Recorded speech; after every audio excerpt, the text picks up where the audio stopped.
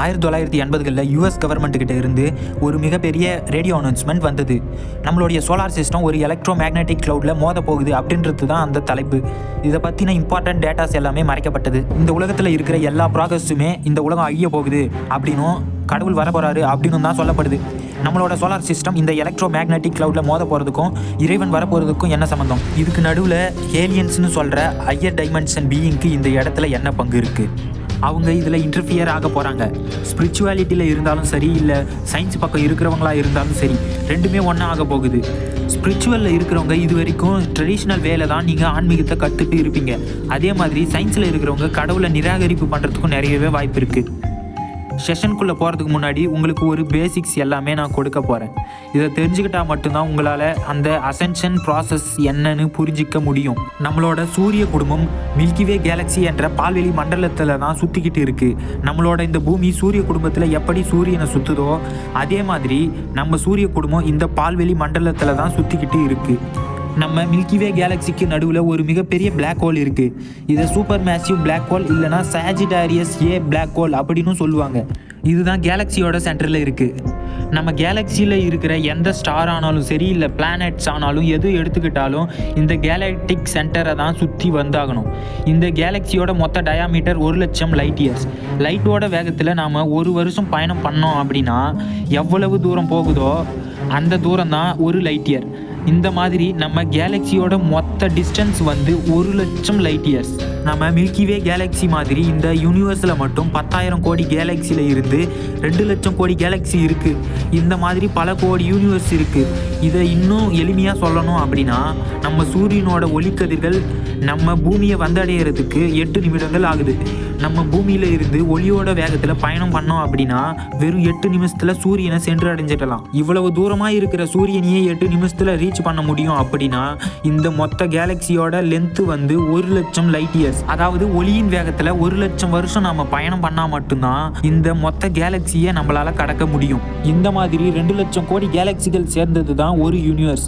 இந்த மாதிரியே பல கோடி யூனிவர்ஸ் இருக்குது அப்படின்றது தான் மாடர்ன் சயின்ஸ் நம்மக்கிட்ட சொல்லுது. இவ்வளவு பெரிய விஷயத்தை 9வது செஞ்சுரியில் வாழ்ந்த ராமலிங்க சுவாமிகள் அவருடைய பாடல்களில் குறிப்பிட்டிருக்காரு.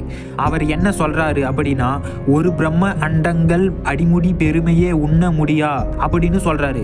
இந்த மாதிரி மாலண்டங்கள், அரணண்டங்கள், சதாசிவ அண்டங்கள், ஈஸ்வர அண்டங்கள், பல கோடிக்கணக்கான அண்டங்கள் இருக்குது அப்படின்றது அவருடைய பாடல்களில் குறிப்பிட்டிருக்காரு. அது மட்டும் இல்லாமல் இந்த அண்டங்கள் எல்லாமே அருள்வெளியில் இறைவனுக்கு முன்னாடி ஒரு சிறு அணுக்களாக அசைஞ்சிட்டு இருக்கு அப்படின்னு சொல்றாரு. அது மட்டும் இல்லாமல் நடராஜபதியா நடுவில் நின்று இறைவனோட நடனத்தினால்தான் இந்த அண்டங்கள் அசைஞ்சிட்டு இருக்கு அப்படிங்கிறத குறிப்பிட்டார். இதை எப்படி புரிஞ்சுக்கலாம் அப்படின்னு பார்த்தீங்கன்னா, நம்ம மில்கிவே கேலக்சியோட சென்டரில் ஒரு பிளாக் ஹோல் இருந்துட்டு மற்ற பிளானட்ஸ் எல்லாமே அதை சுற்றி வருது. அது மாதிரி தான் இந்த நடராஜர் பதிய அருள்வெளியில் யூனிவர்ஸ் எல்லாமே சின்ன அணுக்கள் மாதிரி சுற்றிக்கிட்டு இருக்குது அப்படிங்கிறத குறிப்பிட்டிருக்கார். இங்கே நடராஜர் அப்படின்னு எந்த ஒரு ரிலீஜியஸ் காடும் கிடையாது. It is that cosmic dancer and the dance form of God அப்படின்னு சொல்லலாம். இதனால தான் சுவிட்சர்லாண்டில் உள்ள செர்ன்னு சொல்லப்படுற நியூக்ளியர் ரிசர்ச் சென்டரில் நம்ம நடராஜர் ஸ்டாச்சுவை வச்சுருக்காங்க. இப்போது நாம் நம்ம கேலக்ஸி பற்றி கொஞ்சம் தெரிஞ்சுக்கலாம். நம்மளோட மில்கிவே கேலக்ஸி ஒரு பைரல் ஷேப்டு கேலக்ஸி. இப்போ எப்படி நம்ம விஷ்ணுவோட கையில் ஒரு சுதர்சன சக்கரம் சுற்றிக்கிட்டு இருக்கோ அதுபோல் இறைவன் நடுவில் இருந்து இந்த யூனிவர்ஸ் எல்லாமே இறைவனை சுற்றிட்டு வருது. இந்த ஸ்பைரல் ஷேப்டு கேலக்ஸிலையுமே நிறைய ஆர்ம்ஸ் இருக்குது. ஒவ்வொரு ஆர்ம்ஸுமே வெவ்வேறு விதமான ஸ்டார் சிஸ்டம், பிளானட் எல்லாமே அமைஞ்சிருக்கு. இதில் நம்ம சோலார் சிஸ்டம் ஒரு ஆர்ம்ஸில் அமைஞ்சிருக்கு. இதில் நம்மளுடைய ஸ்டார் சிஸ்டம் ஓரியன் ஆர்மில் அமைஞ்சிருக்கு. சாஜிடேரியஸ் நடுவில் இருக்குது. அது மட்டும் இல்லாமல் நம்ம சோலார் சிஸ்டம் இந்த கேலக்டிக் சென்டர்னு சொல்லப்படுற பிளாக் ஹோலில் இருந்து 26,000 லைட் இயர்ஸில் தொலைவில் இருக்குது. தி கிரேட்டர் அசன்சியன் அப்படின்னு சொல்லிட்டு இந்த மாதிரியான இன்ஃபர்மேஷன்லாம் ஏன் கொடுக்குறீங்க அப்படின்னு கேட்டிங்கன்னா, இந்த மாதிரி விஷயங்கள் தெரிஞ்சுக்கணும். அப்படின்னா கடவுள் நம்ம முன்னாடி வந்து நிற்பார் அப்படின்னு சொல்லிட்டு நாம் ஏமாற்றப்படுவோம். சரி, இப்போ நாம் டாபிக் உள்ளே போகலாம். நீங்கள் ஒரிகள் பற்றி கேள்விப்பட்டிருக்கீங்களா? நம்ம சூரிய குடும்பத்தை சுற்றி 12 கான்ஸ்டலேஷன் இருக்குது. இந்த நட்சத்திர கூட்டங்கள் எல்லாமே நம்ம வானத்தில் பார்க்குறப்போ வெவ்வேறு காலகட்டத்தில் நம்ம கண்ணுக்கு தெரியக்கூடியது. ஒரு சில எக்ஸாம்பிள் கொடுக்குறேன். ஓரியன் கான்ஸ்டலேஷனில் நாம் திருவாதிரை நட்சத்திரம்னு சொல்லப்படுற பீட்டா கியூஸ் ஸ்டார் வந்து ஒரு மேஜர்னு சொல்லப்படுற விண்மீன் கூட்டத்தில் 7 நட்சத்திரங்கள் இருக்கும். இதை வெஸ்டர்ன் சைடில் 7 சிஸ்டர் அப்படின்னு சொல்லுவாங்க. நம்ம ஊரில் சப்தரிஷிகள், எழுமீன்கள் அப்படின்னு சொல்லுவாங்க. இந்த நட்சத்திரங்கள் கூட்டத்தை நம்ம வானத்தில் ஒரு குறிப்பிட்ட நாளில் பார்த்துருப்போம். இந்த சப்தரிஷி நட்சத்திர கூட்டத்தில் தான் வசிஷ்டரும் அவரோட மனைவியான அருந்ததியும் இருக்காங்க. ஆஸ்ட்ராலஜியில் 12 ராசி கட்டத்தில் வர 27 நட்சத்திரங்களும் இந்த நட்சத்திர கூட்டங்களாகத்தான் இருக்குது. இது எல்லாமே நம்ம சோலார் சிஸ்டத்தை சுற்றி, ஆனால் நம்ம சூரிய குடும்பத்தில் இருந்து ரொம்பவே தொலைவில் இருக்குது. இதில் கவனிக்க வேண்டிய விஷயம் என்ன அப்படின்னா இந்த நட்சத்திரங்கள் கூட்டங்கள் தான் நம்ம கேரக்டரை தீர்மானிக்குது அப்படின்னு ஆஸ்ட்ராலஜியால் நம்பப்படுது. ஒரு குழந்தை என்ன நட்சத்திரத்தோட ஆதிக்கம் இருக்கோ அதோட குணநலங்கள் தான் அந்த குழந்தைக்கு வரும் அப்படிங்கிறது தான் நம்பிக்கை. இப்போது ஒரு முக்கியமான விஷயத்துக்கு வருவோம். இந்த ஒரையான் கான்ஸ்டலேஷன் பக்கத்தில் தான் டோரஸ் கான்ஸ்டலேஷன் இருக்குது. இந்த டோரஸ் கான்ஸ்டலேஷன் பக்கத்தில் தான் பிளீடியஸ் அப்படின்ற நட்சத்திர கூட்டம் இருக்குது. இந்த நட்சத்திர கூட்டத்தில் 7 நட்சத்திரங்கள் இருக்குது. ஒரு முக்கியமான நட்சத்திரமும் அதை சுற்றி 6 சின்ன நட்சத்திரங்களும் இருக்குது. இந்த கான்ஸ்டலேஷன் பற்றி எல்லா ரிலீஜன்லேயுமே ரொம்பவே புனிதமாக தான் சொல்கிறாங்க. நம்மளோட கதைகளில் கூட முருகப்பெருமான் வளர்த்த 6 கார்த்திகை பெண்கள் தான் இந்த 6 நட்சத்திரங்களாக இருக்காங்க அப்படின்னு சொல்லுவாங்க. இதை சான்ஸ்கிரிட்டில் கிருத்திகா ஸ்டார்ஸ் அப்படின்னு குறிப்பிடாங்க. இந்த 6 பிளீடியஸ் ஸ்டாருக்கு நடுவில் ஒரு மிகப்பெரிய பிரைட்டான ஸ்டார் இருக்குது. அதுதான் அல்ஜியோன். சனி கிரகத்தை சுற்றி ஒரு பெரிய வளையம் இருக்கும். சனி கிரகத்தில் இருக்கிற ரிங்கில் சாண்டல், ஸ்டோன், ஆஸ்ட்ராய்ட், மீட்டியார்ஸ் அப்படிங்கிற மாதிரி தான் இருக்கும். ஆனால் இந்த ஆல்ஜியோன்ஸில் அன்ஐடென்டிஃபை ரேடியேஷன் தான் இருக்கும். இந்த ரேடியேஷன்ஸ் எல்லாமே ஹை எனர்ஜி ரேடியேஷன். இதை உதாரணத்துக்கு சொல்லணும் அப்படின்னா, ஒரு எலக்ட்ரானை 2ஆக பிளக்கும்போது எந்த அளவுக்கு சக்தி வெளிப்படுமோ அந்த அளவுக்கு சக்தி இந்த கதிர்களில் இருக்கும். சிரியஸ் ஸ்டார் பற்றி கேள்விப்பட்டிருக்கீங்களா? கேனிஸ் மேஜர்னு சொல்லப்படுற கான்ஸ்டலேஷன்லேயே மிகப்பெரிய பிரைட் ஸ்டார் இந்த சிரியஸ். மகாபாரத ஸ்டோரியில் கூட கலியுகத்தோட தொடக்கத்தில் யுதிஷ்டரும் அவரோட தம்பிகளும் திரௌபதியை கூட்டிக்கிட்டு மவுண்ட் கைலாஷ் நோக்கி பயணம் பண்ண ஆரம்பித்தாங்க. ஏன்னா அங்கே தான் சொர்க்கத்துக்கு போகிற வழி இருக்குது அப்படின்னு அவங்க தெரிஞ்சு வச்சுருந்தாங்க. அப்படி மவுண்ட் கைலாஷில் ஏறுகின்ற அப்போது தான் ரொம்பவே கடினமான விஷயத்தை அவங்க சமாளிக்க வேண்டிய நிலைமை இருந்தது. அவங்க கூடவே ஒரு நாயும் பயணம் பண்ணிச்சு.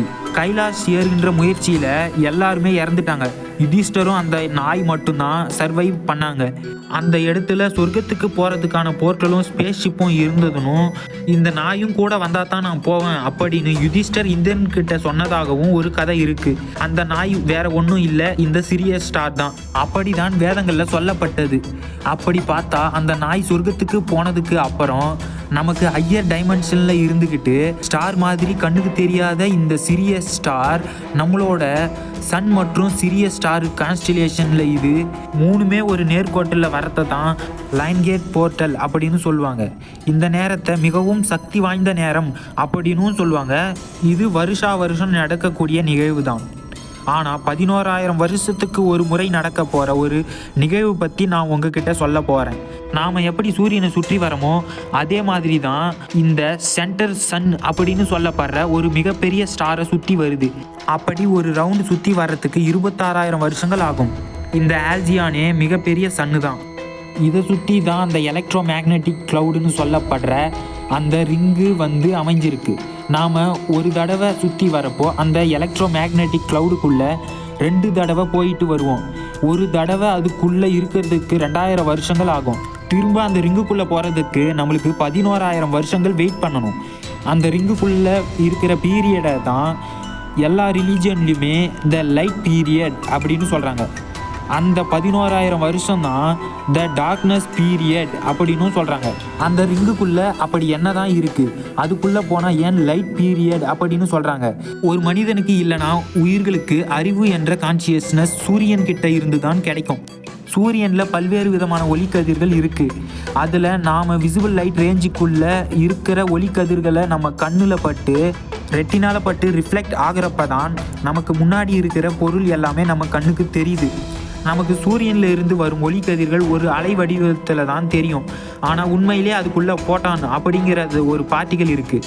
அந்த பார்ட்டிகளுக்கு எவ்வளவு எனர்ஜி இருக்கோ அதுக்கேற்ற மாதிரி தான் அந்த ஒளிக்கதிர்களுக்கு ஆற்றல் இருக்கும். இப்போது ஹை எனர்ஜி போட்டானாக இருந்தது அப்படின்னா அதை ஹை எனர்ஜி ரேடியேஷன் அப்படின்னு சொல்லுவாங்க. லோ எனர்ஜியாக இருந்தது அப்படின்னா அதை லோ எனர்ஜி ஃப்ரீக்வன்சி ரேடியேஷன் அப்படின்னு சொல்லலாம். இப்போது ஹை லெவல் ஃப்ரீக்வன்சினா எக்ஸ்ரே, காமாரே இதெல்லாம் சொல்லலாம். இது எல்லாமே நம்மளோட மாலிக்யூல்ஸையும் அணுக்களையும் ஊடுருவி போகிற அளவுக்கு பவர் இருக்குது. இதுவே லோ ஃப்ரீக்வன்சின்னு சொல்லப்படுற இந்த ரேடியோ வேவ்ஸ்லாம் எடுத்துக்கிட்டிங்கன்னா அதில் வெறும் சுவர்களை மட்டும்தான் கடந்து பெனட்ரேட் பண்ணி போக முடியும். அல்ட்ரா வயலட் ரேஸ்னு சொல்லப்படுற யூவி ரேஸ்லாம் கூட ஹை ஃப்ரீக்வன்சியில் தான் வரும். அதனால தான் கிரகணங்கள் டைம்லலாம் நம்மளை வெறும் கண்ணால் பார்க்கக்கூடாது அப்படின்னு சொல்லுவாங்க. ஏன்னா அதை ஹை எனர்ஜி ஃப்ரீக்வன்சி நம்ம ரெட்டினால் பட்டு உடனே டேமேஜ் ஆகிடும், நமக்கு பார்வையை கூட போயிடும். அப்படின்னா ஒரு சின்ன ஹை ஃப்ரீக்வன்சி வேவை கூட நம்ம உடம்பு ஊடுருவி போய் நமக்கு டேமேஜை ஏற்படுத்த முடியும். சில சமயம் நல்லதும் ஏற்படுத்த முடியும். எக்ஸ்ரே மாதிரி இருக்குதுன்னா நம்ம செல்ஸ் அண்ட் டிஷ்யூஸை பெனட்ரேட் பண்ணி நம்மளோட போன் ஸ்ட்ரக்சரை காட்டுது இல்லையா, அந்த மாதிரி பெனட்ரேட் பண்ணும். இன்னும் சில ஹை ஃப்ரீக்வன்சிலாம் நம்ம உடம்புல இருக்கிற செல்ஸு, மாலிகூல்ஸு, ஏன் ஆட்டமை கூட பெனட்ரேட் பண்ணி போகக்கூடிய சக்தி இருக்குது. இந்த ஒளிக்கதிர்களில் இருக்கிற போட்டான் இருக்குது பார்த்தீங்களா, நம்ம ரெட்டினால பட்டு பீனியல் கிளாண்டோட கனெக்ட் ஆகும்போது தான் நமக்கு கான்சியஸே இருக்குது.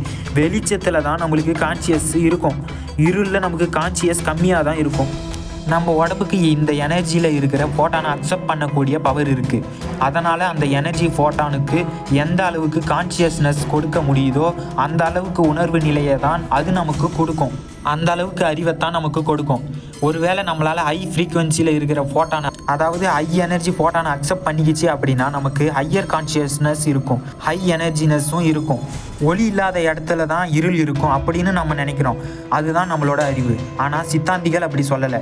மெய்கண்டார் எழுதிய சிவஞான போதம் என்ற புத்தகத்துக்கு திருநெல்வேலியை சார்ந்த சிவஞான மாமுனிவர் சிவஞானமாபாடி அப்படின்ற நூலை எழுதி உரை எழுதினார். அந்த உரையில் தான் ஒளி அப்படின்றது எப்படி ஒரு பொருளோ அது மாதிரி இருள் அப்படின்றது ஒரு பொருள் அப்படின்னு குறிப்பிட்டார். ஒளியோட இன்மை இருள் கிடையாது, இருள் என்பதே ஒரு பொருள் அப்படின்னு குறிப்பிட்டிருக்கார். இதெல்லாம் கேட்குறப்போ நமக்கு ஆச்சரியமாக இருக்கும். ஏன்னா டார்க் எனர்ஜி, டார்க் மேட்டர் அப்படின்றத இப்போ தான் கண்டுபிடிச்சாங்க. அது மட்டும் இல்லை, ஸ்பிரிச்சுவாலிட்டினா அப்படியே ஏதோ தத்துவம் அப்படின்னு நினச்சிட்டு இருக்கோம். ஆனால் அது தத்துவத்துக்குள்ளே இருக்கிற நுட்பமான அறிவு தான் அறிவியல் அப்படின்றத நம்ம மறந்துட்டோம். சரி, ஓகே, ஃபோட்டான் தான் நம்ம அறிவுக்கு காரணமாக இருக்குது அப்படின்னு நான் சொன்னேன். அப்படி பார்த்தா இந்த எலக்ட்ரோ மேக்னெட்டிக் க்ளவுடு அந்த ஆல்ஜியோனை சுற்றி இருக்கிற அந்த ரிங்கில் ஹை எனர்ஜி வைப்ரேஷனாக இருக்கும். பார்த்தீங்களா, ஹை எனர்ஜி அந்த ஃபோட்டான் தான் நம்மளோட ஹையர் கான்சியஸ்னஸை எலிவேட் பண்ண போகுது. நம்மளோட சோலார் சிஸ்டம் அந்த பெல்ட்டுக்குள்ளே போன உடனே அந்த ஹை எனர்ஜி ரேடியேஷன் நம்மளை நோக்கி வர அப்போது நம்மளோட கான்ஷியஸ்னஸ் தானாகவே எலிவேட் ஆக போகுது. இதை தான் தி கிரேட்டர் அசென்ஷன் அப்படின்னு சொல்கிறாங்க. இது கடைசியாக எப்போ நடந்ததுன்னு தெரியுமா? 11,000 வருஷத்துக்கு முன்னாடி முருகப்பெருமானோட காலத்தில் தான் இது நடந்தது. அப்போது குமரிக்கண்டம்னு ஒரு மிகப்பெரிய அட்லாண்டைஸ்டு சிவிலைசேஷன் இருந்தது. அந்த மக்கள் எல்லாருமே சங்கம் வச்சு லாங்குவேஜையே டெவலப் பண்ணாங்க, டெக்னாலஜிக்கலி டெவலப்பாக இருந்தாங்க. இதை தான் வெஸ்டர்ன் சைடில் அட்லாண்டியஸ் சிவிலைசேஷன் அப்படின்னு சொன்னாங்க. அந்த லைட் இயரோட எண்டில் தான் மிகப்பெரிய நீரூழி காலமும் வந்துச்சு. அங்கே இருக்கிற மக்கள் அந்த நீரூழியில் இருந்து காப்பாற்றினது முருகப்பெருமான் தான். காப்பாற்றி ஸ்ரீலங்காவில் குடியமைச்சார். அப்படின்னு அங்கே இருந்தது தான் இப்போ இருக்கிற ரேசிஸ் எல்லாமே ஸ்ப்ரெட் ஆச்சு அப்படின்னு சொல்லப்படுது. அதுக்கு முன்னாடி ஒரு 11,000 to 14,000 முன்னாடி இருந்தவங்க தான் நம்ம சிவபெருமான். அந்த சிவிலைசேஷனுமே ரொம்ப அட்வான்ஸாக இருந்தது. ரீசன் என்னன்னா இந்த 2 பேர் இருக்கும்போதுமே லைட் இயர்ஸ்னு சொல்லப்படுற அந்த ஃபோட்டான் பெல்ட்டுக்குள்ளே இருந்துச்சு. இந்த மாதிரி ஃப்ளட் வந்த ஸ்டோரிஸ் எல்லாமே நோவா, கில்கமிஸ் அப்படின்னு நிறைய கதைகளில் இருக்குது. இந்த ஆல்ஜியானை சுற்றி ஏற்கனவே 6 ஸ்டார்ஸ் இருக்குது. அந்த 6 ஸ்டார்ஸுமே ரொம்பவே அட்வான்ஸான ஹையர் டைமென்ஷன் பீப்புளெலாம் இருக்கிற ஒரு பிளானட் தான். அது மட்டும் இல்லை, நாம் பார்த்த அந்த ஒரையான் ஸ்டார்ஸ், சிரியஸ் ஸ்டார்ஸ், அந்த மாதிரி பல்வேறு விதமான கான்ஸ்டலேஷன்லாம் அதுக்குள்ளே ஹையர் டைமென்ஷன் பீப்புளும் இருக்கலாம், இல்லை லோயர் டைமென்ஷன் பீப்புளும் இருக்கலாம். ஆனால் அந்த டைமென்ஷனுக்கு ஏற்ற மாதிரியான லிவிங் பீயிங் அங்கே வாழ்ந்துட்டு தான் இருப்பாங்க. இந்த ஆல்ஜியானோட எக்ஸ்ட்ரா டெரிஸ்ட்ரியல்ஸ்னு சொல்லப்படுற அந்த ஹையர் டைமென்ஷன் பீயிங் வந்து கோல்டன் நெபுலா இல்லைனா ரேடியன் நெபுலா அப்படின்னு குறிப்பிடுறாங்க. 1960களிலேயே நம்மளோட சோலார் சிஸ்டம் அந்த ரிங்குக்குள்ளே உள்ளே வந்துடுச்சு. நம்மளோட எர்த்து இன்னும் அந்த ரிங்குக்குள்ளே வரலை. நம்மளோட எர்த்து வந்து 2012 கிட்ட தான் அந்த ரிங்குக்குள்ளே வர ஆரம்பித்தது. அதனால தான் மாயன் சிவிலைசேஷன் 2012ஓட இந்த உலகம் அழிய போகுது அப்படின்னு சொல்லப்பட்டது. அதாவது அவங்களோட காலண்டர் 2012லேயே முடிஞ்சது. ஒரு புது உலகம் வரப்போகுது அப்படின்றத தான் அது குறிப்பிட்டு இருக்குது. அது மட்டும் இல்லை, நம்மளுடைய எர்த்து எப்போ அந்த எலக்ட்ரோ மேக்னெட்டிக் க்ளவுடுக்குள்ளே முழுசாக வருதோ அந்த நொடி போர்ட்டல் எல்லாமே ஓப்பன் ஆகி ஹையர் டைமென்ஷனோட நாம் கனெக்ட் ஆக ஆரம்பிச்சிடுவோம். அப்போது எக்ஸ்ட்ரா டெரிஸ்ட்ரியல்ஸ்னு சொல்லப்படுற அந்த ஹையர் பீயிங் நம்மளோட கனெக்டை ஏற்படுத்திப்பாங்க. இந்த போர்ட்டல் எல்லாமே இந்த டார்க்னஸ் பீரியட் இருக்கிறப்போ க்ளோஸ் ஆகி இருக்கும். இதெல்லாம் நம்ம பல கதைகளில் கூட கேட்டிருக்கலாம். இந்த நாகலோகத்துக்கு போகிறதுக்கான வழி, ஹெவனுக்கு போகிறதுக்கான போர்ட்டல் அப்படின்னு நிறைய கேள்விப்பட்டிருப்போம். இங்கே அதுக்குள்ளே இருக்கிற ஹை எனர்ஜி ரேடியேஷன் இந்த போர்ட்டல் எல்லாத்தையுமே ஆக்டிவேட் பண்ணி ஓப்பன் பண்ணிவிடுவோம். அந்த டைமில் நாம் ஹையர் டைமென்ஷனோட கனெக்ட் ஆக ஆரம்பிச்சிடுவோம். கடைசியாக இந்த ஒளியுகம் நடந்துக்கிட்டு இருந்தப்போ ஹையர் டைமென்ஷன் பீப்புள் நம்ம பூமியில் இருந்த மக்களோட கனெக்டில் இருந்திருக்காங்க. இதெல்லாம் பற்றி நான் பார்ட் 2 வீடியோவில் உங்களுக்கு எக்ஸ்பிளைன் பண்ணுறேன். இப்போது அந்த தி கிரேட்டர் அசென்ஷன் எப்போ நடக்க போகுது அப்படிங்கிறத நம்மளால் தெளிவாக சொல்ல முடியாது. ஏன்னா அந்த எலக்ட்ரோ மேக்னெட்டிக் க்ளவுடு வந்து இர்ரெகுலராக வந்து வைப்ரேட் ஆகிட்டு இருக்குது. ஸோ அது எந்த இடத்துல எப்போ இருக்குது அப்படின்றத நம்மளால் கண்டுபிடிக்க முடியாது. ஆனால் 2012லேயே நம்மளுடைய எர்த்து வந்து அந்த கோல்டன் நெபுலாவை டச் பண்ணிடுச்சு. இந்த டைமில் தான் மிகப்பெரிய யுக மாற்றமே நடந்தது. அதுக்கப்புறம் தான் மக்கள் எல்லோரும் அதிதீவிரமாக ஸ்பிரிச்சுவல் அவேக்னிங்காக ஆரம்பித்தாங்க. திடீர்னு எல்லா இடத்துலையும் மெடிடேஷன், ஸ்பிரிச்சுவல் ப்ராக்ரஸ்ஸு அப்படின்றது இருக்குது. எல்லோருமே இயல்பாக ஆன்மீகத்துக்குள்ளே வர ஆரம்பிச்சிட்டாங்க. மக்களுடைய மனசு 3D கான்ஷியஸில் இருந்து 4D கான்ஷியஸுக்கு கொஞ்சம் கொஞ்சமாக எலிவேட் ஆகிட்டு இருக்கு. நம்மளோட பூமி எப்போ முழுசாக அந்த ரிங்குக்குள்ளே வருதோ மக்கள் முழுசாவே 5வது டைமென்ஷன் 5th டென்சிட்டிக்குள்ளே நுழைஞ்சிருவாங்க. இதில் முக்கியமான விஷயம் என்ன அப்படின்னு பார்த்தீங்கன்னா, நம்மளோட சோலார் சிஸ்டம் தான் அந்த ரிங்குக்குள்ளே முழுசாக வந்திருக்கு. ஆனால் நம்மளுடைய எர்த்தோ இந்த சன்னோ இன்னும் முழுசாக வரலை. அது வரப்போகிற நேரம் தான் தி கிரேட் அசென்ஷன் அப்படின்னு வள்ளல் பெருமான் தன்னோட பேருபதேசத்தில் இதை பற்றி கிளியராக சொல்லியிருப்பார். நாம் யார், நம்மளுடைய நிலை என்ன, நம்ம அனுஷ்டிக்கிற தெய்வங்களோட நிலை என்ன அப்படின்றது விசாரம் பண்ணுன்னு சொல்லியிருப்பார். நாம் இந்த வீடியோவில் அதை பண்ணியிருக்கோம். அது மட்டும் இல்லை, நீங்கள் முயற்சியில் இருங்க, ஆண்டவர் வரும் தருணத்தில் பெற வேண்டியதை பெற்றுக்கொள்ளலாம் அப்படின்னு குறிப்பிட்டிருப்பார். இது ஆண்டவர் வரும் தருணம், அது சத்தியம் அப்படின்னு நம்மவர்கள் முயற்சியில் இருந்தீங்கன்னா திரை நீங்க போவது சத்தியம் அப்படின்னு சொல்லியிருப்பார். அது மட்டும் இல்லை, 7 மாயா திரைகளில் பச்சை திரை நீக்கப்பட போகிறத சொல்லியிருப்பார். அந்த பச்சை திரை 2 கூறுகளாக இருக்குதுன்னு சொல்லியிருப்பார். ஒன்று அசுத்தமாயா பச்சை திரை, இன்னொன்று சுத்தமாயா பச்சை திரை. இறைவன் வந்து நம்ம மேலே அனுகிரகம் செய்ய போகிறத எந்த முயற்சியுமே இல்லாதவங்க கூட அந்த அசுத்தமாயா பச்சை திரையால் நீக்கப்படுவாங்க அப்படின்னு குறிப்பிட்டிருப்பார். கீ பாகத்தில் இருக்கிற இந்த அசுத்தமாயா பச்சை திரை இந்த பிசிக்கல் ட்ரீம்லேயே கடவுள் யாரு நான் யாரு அப்படின்ற ஒரு ஹையர் கான்சியஸ்னஸை கொடுக்கக்கூடியது. அதாவது 4th டைமென்ஷனுக்கு நம்மளை நுழைய வைக்கும். அந்த திரை உங்களுக்கு நீங்கின உடனேயே இது இயல்பாகவே நடக்கும். ஆனால் நன்முயற்சியில் இருக்கிறவங்களுக்கு தான் 4வது டைமென்ஷனில் இருந்து 5வது டைமென்ஷனுக்கு அவங்களோட கான்சியஸ்னஸ் போகும். முயற்சியில் இருக்கிறவங்களுக்கு மட்டும்தான் அந்த மேல் பாகத்தின் சுத்தமாயா பச்சை திரை நீக்கப்படும். அது மட்டும் இல்லை, சாமி வந்து பேருபதேசத்திலேயே சொல்லியிருப்பார், நாம் வணங்குற கடவுள்கள் எல்லாமே அணுவை விட சிறியதாக தான் இருப்பாங்க. அந்த அளவுக்கு தான் நாம் அவங்கள சொல்லி இருக்கணும். ஆனால் வேத ஆகமங்களில் அவங்களுக்கு கை கால் ரெக்கை இதெல்லாம் கொடுத்து அவங்கள நம்மள மாதிரி ஒரு உருவமாக போர்ட்ரேட் பண்ணிட்டாங்க அப்படின்னு சொல்லியிருப்பார். இதுக்கு அர்த்தம் என்ன அப்படின்னு பார்த்தீங்கன்னா, அவங்க எல்லாருமே சபாட்டாமிக் பார்ட்டிகளில் தான். அது மட்டும் இல்லை, அந்த அளவுக்கான எனர்ஜி அவங்க வெளிப்படுத்துகிறாங்க. இதை ஹை லெவல் ஃப்ரீக்குவன்சி அப்படின்னு சொல்லலாம். அதாவது நம்மளோட உயர்ந்த நிலையில் இருக்கிற கடவுள்கள் எல்லாருமே ஹையர் டைமென்ஷன், ஹையர் ஃப்ரீக்குவன்சியில் இருக்காங்க. சில பேர் வந்து 4th டைமென்ஷனில் இருப்பாங்க. அதுபோல் 5D 6D 7D அப்படின்னு சொல்லிக்கிட்டே கிட்டத்தட்ட 12 டைமென்ஷனில் வரைக்கும் இருப்பாங்க. ஆனால் அதுக்கு மேலேயும் இருக்கலாம். ஆண்டவன் வரும் தருணம் அப்படின்றாரு இல்லை சாமி, அது இந்த கோல்டன் நெபுலாக்குள்ளே நாம் என்ட்ராக போகிற அந்த காஸ்மிக்ஸ் நிகழ்வை தான் குறிப்பிட்டிருக்காரு. இந்த ஹை ஃப்ரீக்வன்சி ரேடியேஷன் நம்ம பூமியை நோக்கி வர அப்போ நம்மளோட கான்சியஸ்னஸ் ஆட்டோமேட்டிக்காகவே எலிவேட் ஆகும். இதுதான் கீழ்நிலையில் இருக்கிற அந்த அசுத்தமாயா பச்சை திரை நீக்கப்படும் அப்படின்னு சொல்லியிருக்காரு. ஒருவேளை ஆல்ரெடி நம்ம கான்சியஸ்னஸில் எலிவேட் பண்ணி வச்சுருந்தோம் அப்படின்னா நம்ம 4Dயில் இருந்து 5Dக்கு போவோம். அதுதான் அவர் நாம் மேல்நிலையில் இருக்கிற சுத்தமாயா பச்சை திரையே நீக்கப்படும் அப்படின்னு குறிப்பிட்டிருக்காரு. இதை நீங்கள் புரிஞ்சுக்கிறதுக்காக நான் சொல்கிறேன். ஒரு சூரிய கதிர் நம்ம பூமி மேலே படுறப்போ புழு பூச்சி கூட இல்லாத இந்த மண்ணில் அழகான செடிகள், காய்கறிகள், பழங்கள், அந்த மாதிரி அவ்வளோ பவர் கொண்டது தான் அந்த சோலார் ரேடியேஷன். ஆனால் அதை விட அதிகமான பவர் இருக்கக்கூடியது தான் இந்த கோல்டன் நெபுலா. எப்படி சூரிய கதிர்களோட இருக்கிற ஒளியும் ஆற்றலும் நம்ம பூமியில் இருக்கிற உயிர்களோட அறிவுக்கும் வளர்ச்சிக்கும் காரணமாக இருக்கோ, அதே மாதிரி தான் இந்த நெபுலே.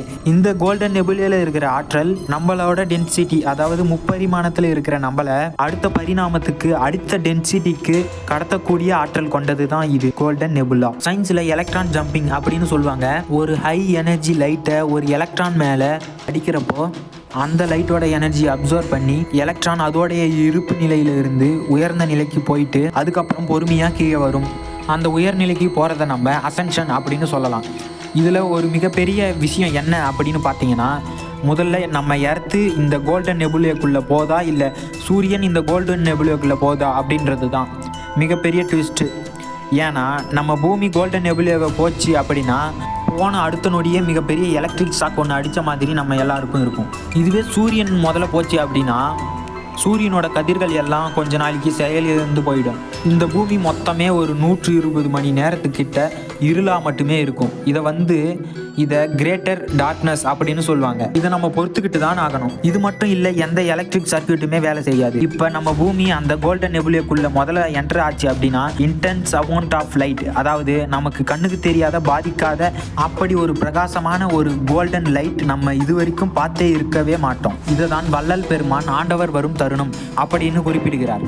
அது மட்டும் இல்லை, அந்த ஒளி இங்கே இருக்கிற ஒவ்வொரு அணுக்களிலையும் படுறப்போ அந்த அணுக்களுக்கு ஃப்ளோரசென்ஸ் அப்படின்ற ஒரு பார்ட்டிகள் கிடைக்கும். இதைத்தான் நான் முன்னாடியே சொல்லிட்டேன், எலக்ட்ரான் ஜம்பிங் அப்படின்னு. அதாவது இங்கே இருக்கிற ஒவ்வொரு பொருளுமே ஜொலிக்கும். நம்மளோடைய ஹியூமனோட பாடி உட்பட இது எல்லாருக்குமே நிகழுமானு தெரியாது.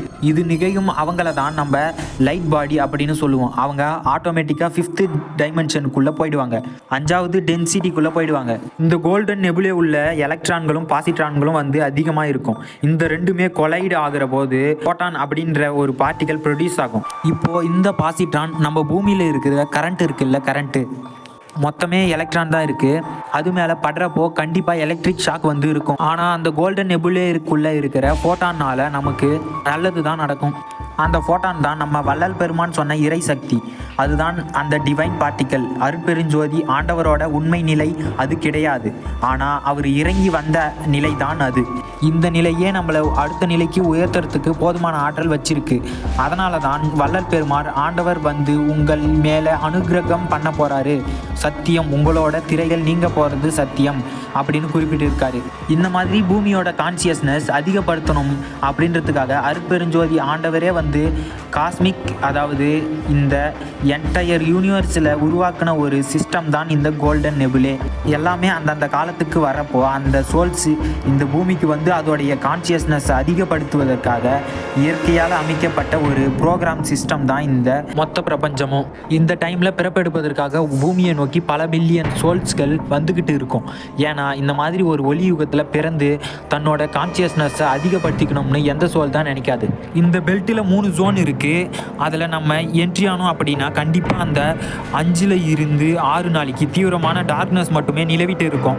ஆனால் இந்த பெல்ட்டோட மெயின் ஜோனுக்கு நம்ம வந்திருக்கோம் அப்படின்னா நமக்கு அடுத்த 2000 வருஷத்துக்கு 24 மணி நேரமும் கண்டினியூஸாக ஒளி மட்டும்தான் வந்துக்கிட்டே இருக்கும்.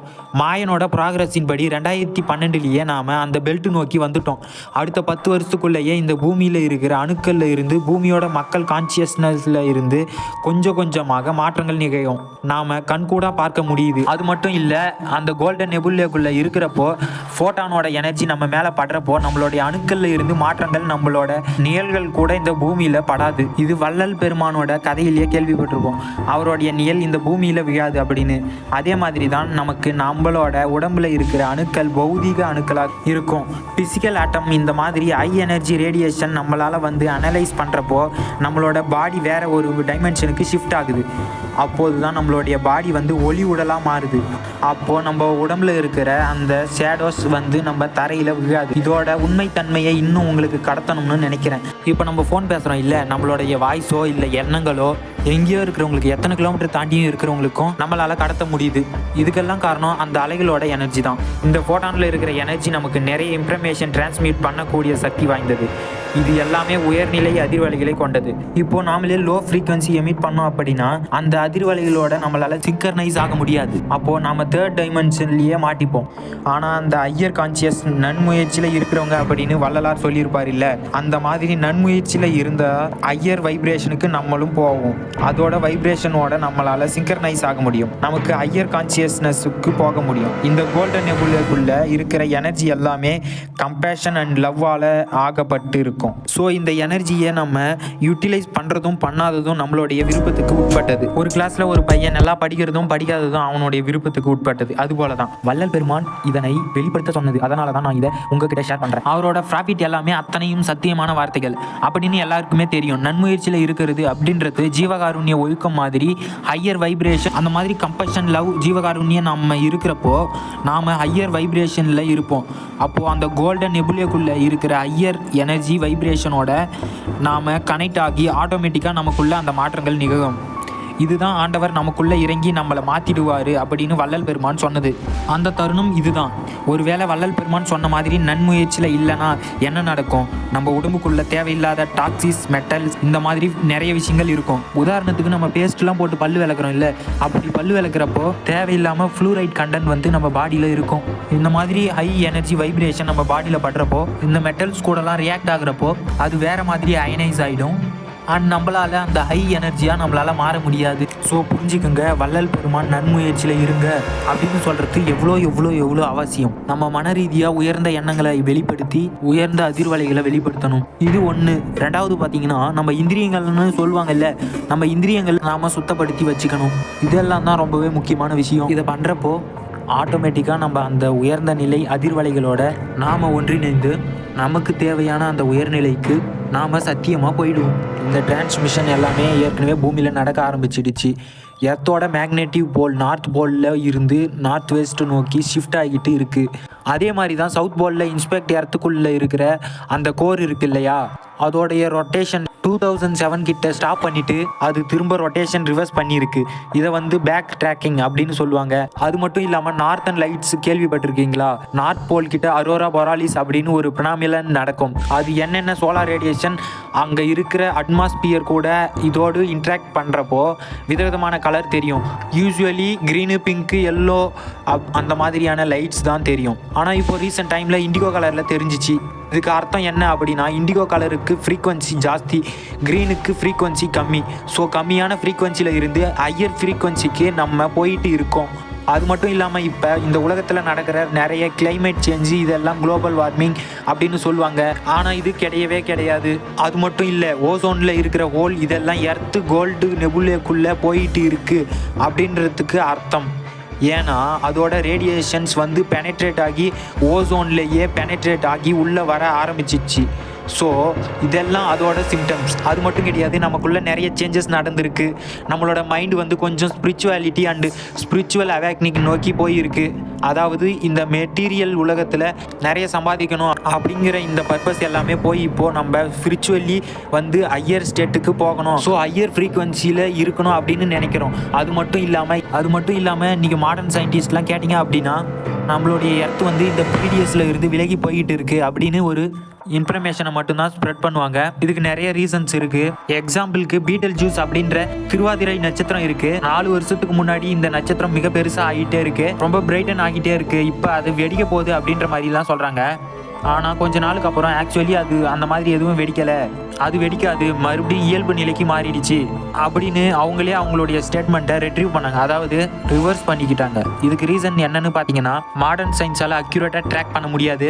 ரெண்டாவது, இதை பீப்புளுக்கு சொல்லணும் அப்படின்ற அவங்களுக்கு விருப்பம் கிடையாது. ஏன்னா நார்த் போல் அன்று சவுத் போலில் இருக்கிற ஹோல்ஸ் பற்றி கூட எந்த ஒரு சேட்டலைட் இமேஜையுமே வெளிப்படுத்தி இருக்க மாட்டாங்க. இதை பற்றிலாம் நான் அடுத்த பதிவு போடும்போது கிளியராக எக்ஸ்பிளைன் பண்ணுறேன். நான் உங்ககிட்ட சொல்ல வர்றது என்ன அப்படின்னா, ஆண்டவர் வராரு அப்படின்னு சொன்ன உடனே அப்படியே அவர் இருக்கிற அந்த அருள்வெளியில் இருந்து அப்படியே நம்ம முன்னாடி வந்து நின்று நம்மளாம் கையை பிடிச்சி கூட்டிகிட்டு போவார்னு அப்படின்றது கிடையாது.